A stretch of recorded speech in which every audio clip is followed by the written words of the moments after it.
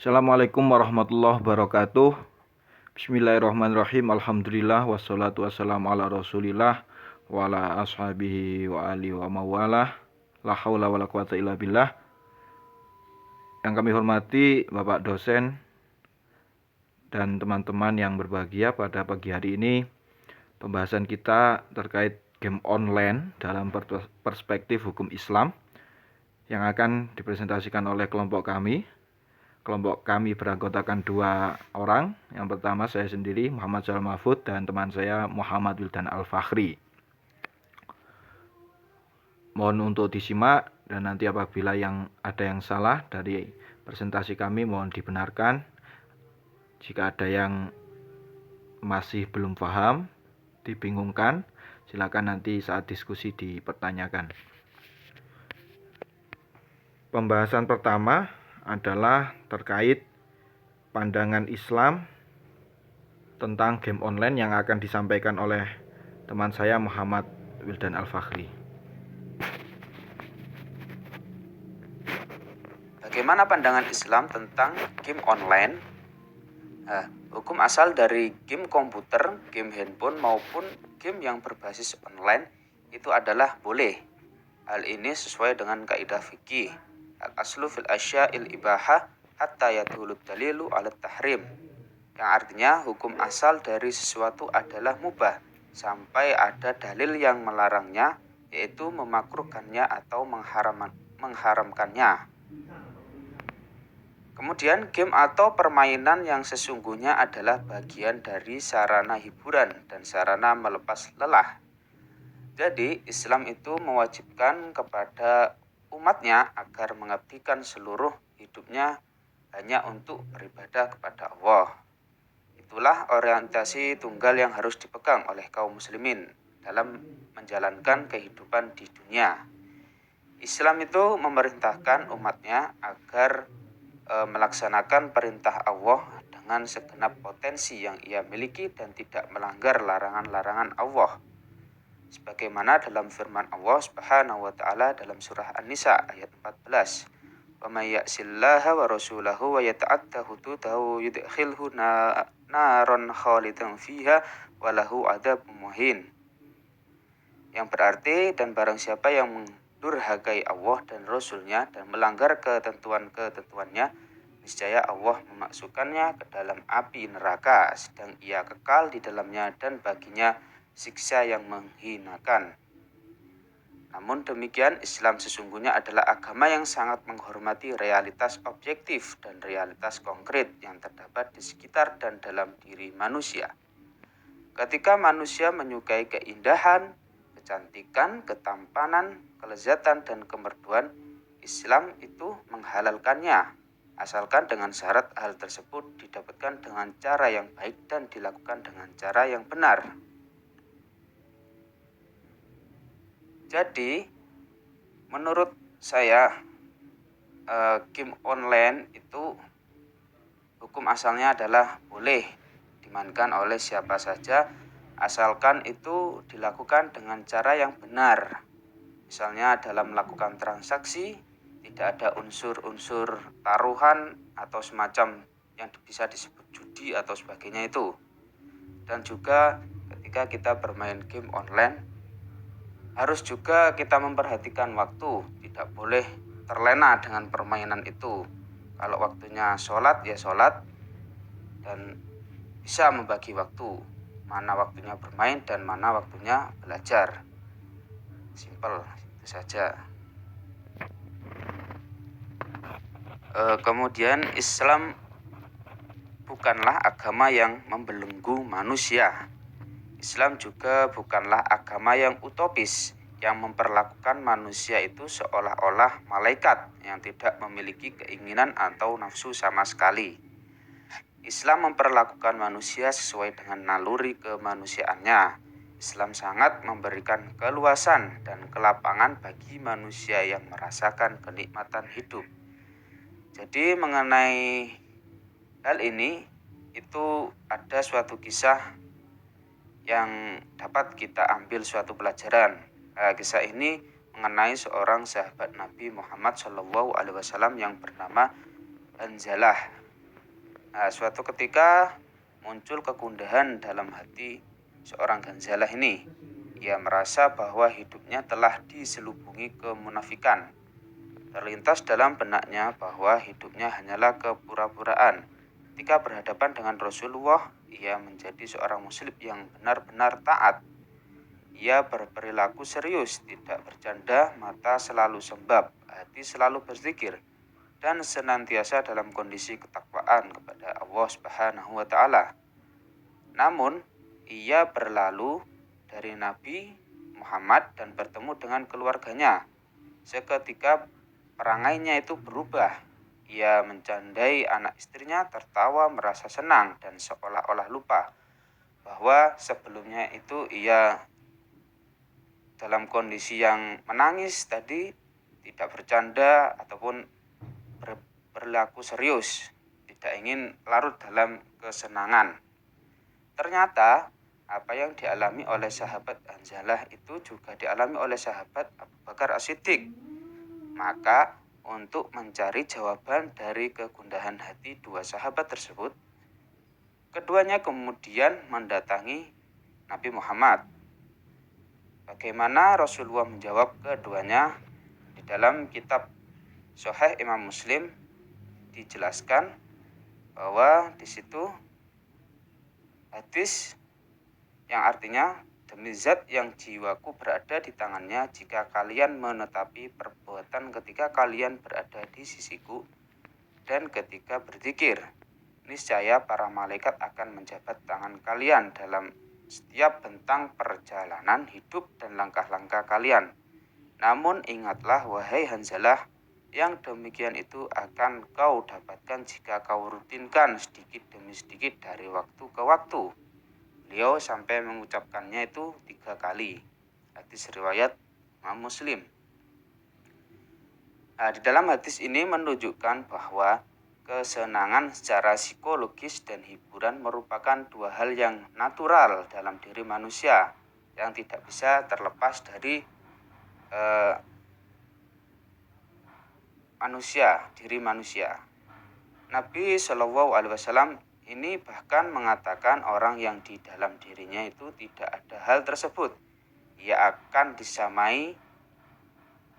disalami malaikat, dan merupakan ucapan simbol yang menunjukkan satu hal yang mustahil terjadi. Maknanya adalah Islam itu tidak mengajarkan agar seseorang itu menjauhi kesenangan dan hiburan.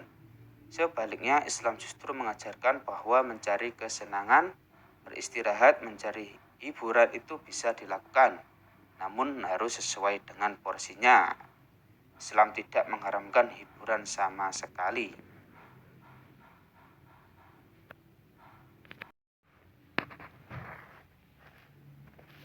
Namun demikian, tidak semua hiburan mendapatkan tempat dalam agama Islam.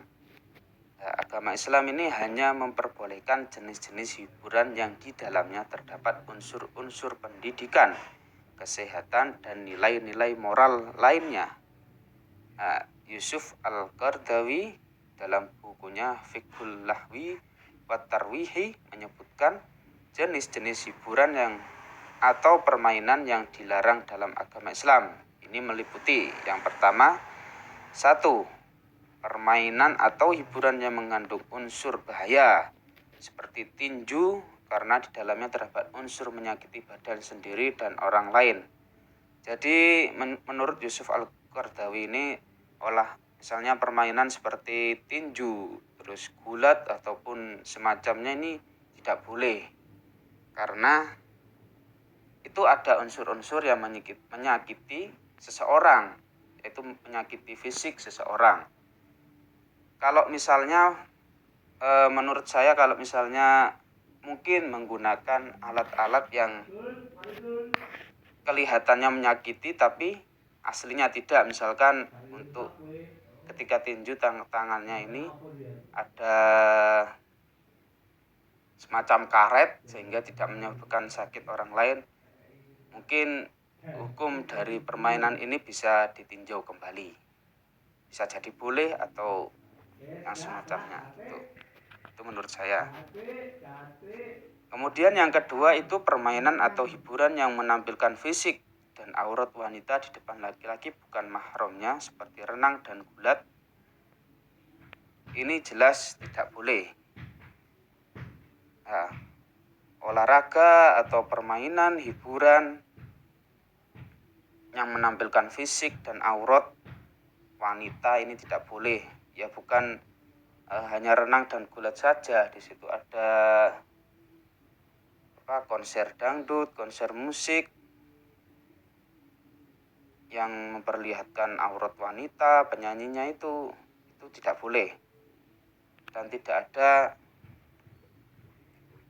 hukum yang memperbolehkan itu. Kecuali kalau tadi hiburan yang tidak memperlihatkan misalnya seorang perenang atau gulat dan penyanyi wanita dangdut dan semacamnya tadi ketika ditutup, maka ya hukumnya menjadi boleh.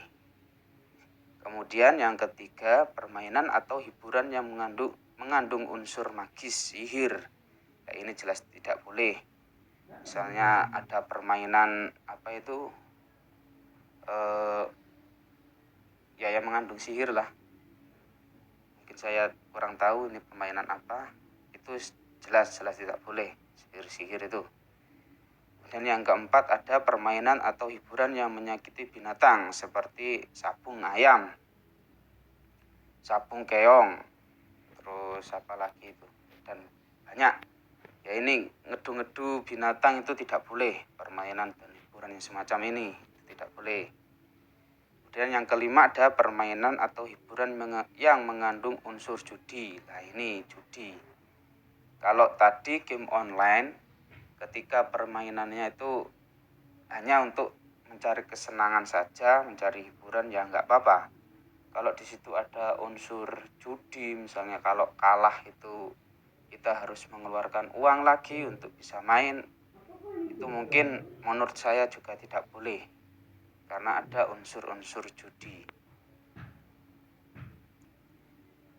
Kemudian yang keenam ada permainan atau hiburan yang melecehkan atau menghina orang atau kelompok lain. Nah, jika ada permainan atau hiburan yang semacam ini, melecehkan, menghina, mengolok-ngolok atau kelompok lain, mungkin ada di kalangan sepak bola ini ya. Sebenarnya di sepak bola ini gamenya nggak apa-apa sih. Cuma dari pihak supporter ini loh, kalau tidak bisa menjaga hubungan baik dengan supporter tim lain ini tidak boleh, hukumnya haram. Kita mengolok-ngolok supporter tim lain ataupun semacamnya itu tidak boleh. Jangan dilakukan. Kemudian yang terakhir ada permainan atau hiburan yang dilakukan secara berlebih-lebihan. Nah ini tadi yang saya jelaskan bahwa jika kita sedang bermain game atau game online yang di situ sampai melupakan waktu, terlebih lagi dalam urusan sholat, kita main game sampai tidak ingat sholat sama sekali, dan ketika diberitahu oleh temannya pun tidak menggubris, dia tetap main sampai jamnya habis, maka ini sangat-sangat haram dan berdosa untuk dilakukan. Game atau permainan hiburan yang semacamnya seperti ini haram dilakukan. Dalam hadis yang menyatakan, yang artinya setiap tindakan bersenang-senang yang dilakukan seorang muslim adalah suatu kebatilan, kecuali memanah, belajar, menunggang kuda, dan senda gurau bersama keluarga. Nah, jadi yang dimaksud di dalam cuplikan lafadz hadis ini adalah di sini kebatilan itu bukan berarti diharamkannya seperti diduga oleh sebagian orang. Namun kata ini lebih bermakna tidak mendatangkan manfaat bagi agama atau mirip artinya dengan kata kesia-siaan. Ini sesuai dengan ayat Allah Subhanahu wa taala tentang orang-orang yang beriman. Surat Al-Mu'minun ayat 3. Walladzina hum 'anil lahwi mu'ridun. Dan orang-orang yang menjauhkan diri dari perbuatan dan perkataan yang tiada guna. Jadi jika di dalam game ini ataupun hiburan kita bermain HP atau bersosial media yang mungkin itu tidak ada unsur belajar atau unsur-unsur pendidikan tadi, ya mungkin ini tidak boleh karena di situ ada unsur menyia-nyiakan waktu yang di situ bisa dilakukan dengan hal-hal yang positif. Misalnya ketika ada waktu luang kita bisa membaca Al-Quran, malah digunakan untuk bermain game atau bersosial media yang secara berlebih-lebihan. Ini menurut saya juga sangat-sangat tidak baik. Nah, di situ menyia-nyiakan waktu yang diberikan oleh Allah untuk menggunakan hal-hal yang lebih baik atau amalan-amalan soleh yang mungkin menambah kebaikan bagi diri kita.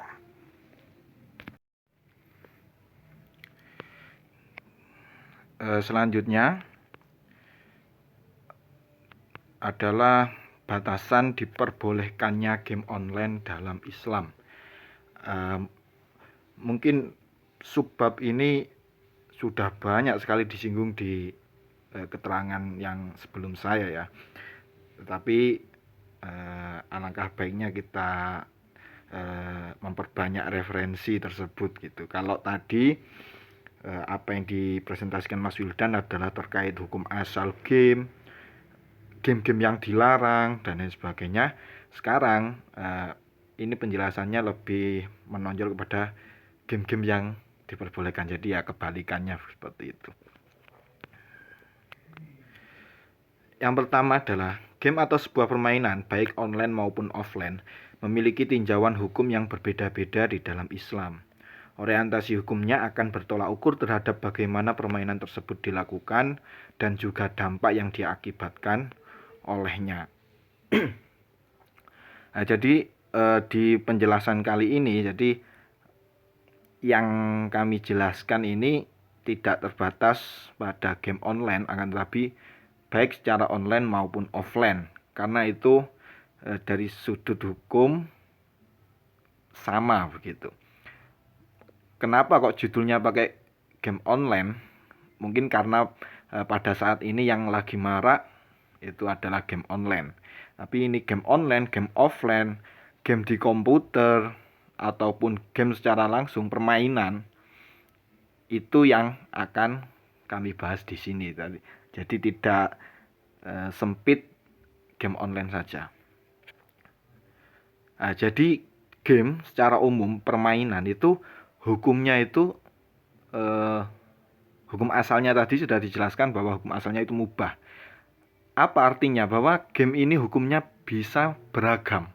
Sesuai apa? Di situ dijelaskan bertolak ukur terhadap bagaimana permainan tersebut dilakukan. Jadi konsep permainannya bagaimana dan juga dampak dari permainan itu apa. Jadi konsep dan dampak permainan itu akan menentukan hukum permainan itu mubah atau sunnah atau haram. Nah, jadi kalau perkara mubah itu ya rata-rata seperti itu. Dia itu hukum asalnya mubah bisa menjadi wajib, bisa menjadi haram.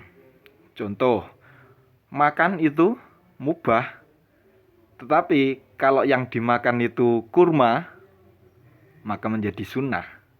Kalau yang dimakan itu bangkai, maka menjadi haram. Jadi hukumnya seperti itu. Mencintai itu juga mubah, tetapi kalau mencintai dengan cara yang salah menurut syariat agama, maka itu menjadi haram.